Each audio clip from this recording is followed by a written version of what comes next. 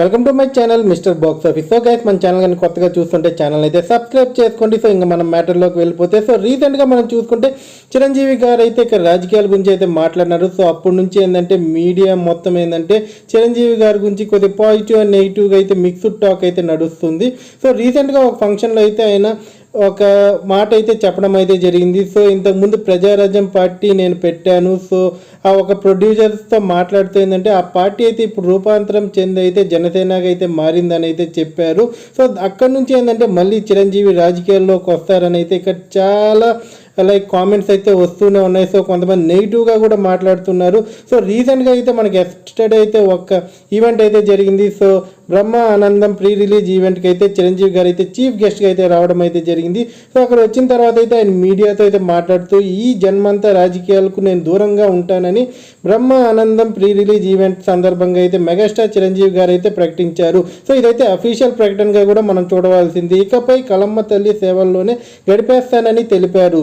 రాజకీయ పెద్దలను కలిసేది పొలిటికల్ కోసమే అంటూ కొంతమంది ప్రచారాలు చేస్తున్నారు. కొంతమంది ఏంటంటే కట్టగట్టుకుంటూ ఏంటంటే ఈయన ఒక రాజకీయ పెద్దల్ని ఎప్పుడైనా కలిసినప్పుడు సో వాళ్ళు ఇన్విటేషన్ ఇచ్చి ఉండొచ్చు, సో కలవాలని అయితే వెళ్ళుండొచ్చు. ఏమన్నా మీటింగ్స్లో ఏంటంటే చిరంజీవి గారు వెళ్ళినప్పుడు సో అక్కడ రాజకీయ నాయకులు కూడా వస్తూ ఉంటారు. సో అంత మాత్రానికి చిరంజీవి గారు మళ్ళీ రాజకీయాల్లోకి వస్తారని ఏంటంటే కొన్ని దురప్రచారాలు అయితే చేస్తూనే ఉన్నారు.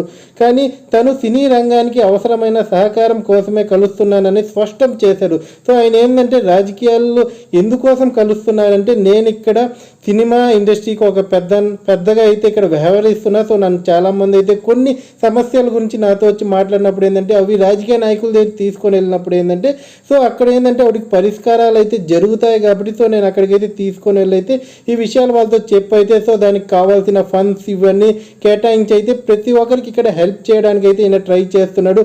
అలాగే మనకు తెలుసు చిరంజీవి గారు చాలా సామాజిక సేవలు అయితే చేస్తున్నారు.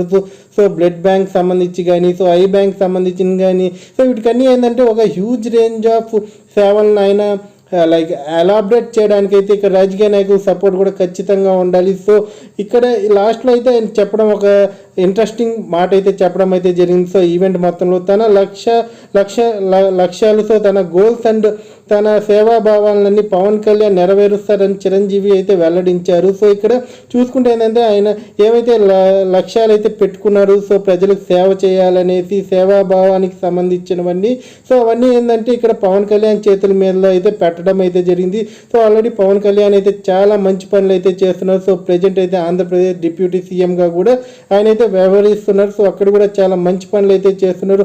అలాగే ఇక్కడ అన్నకి ఎప్పుడైనా ఏమన్నా చేయాలన్నా కూడా ఏంటంటే రాజకీయ పరంగా ఇక్కడ పవన్ కళ్యాణ్ గారికి అయితే చెప్పైతే సో అది మంచిగా ఉంటే ఏంటంటే పవన్ కళ్యాణ్ గారు కూడా ఆ ఐడియాలజీని అయితే ముందుకైతే తీసుకొని వెళ్తున్నారు. సో గైస్, వీడియో కానీ నచ్చినట్టయితే లైక్ చేయండి, షేర్ చేయండి. Thank you.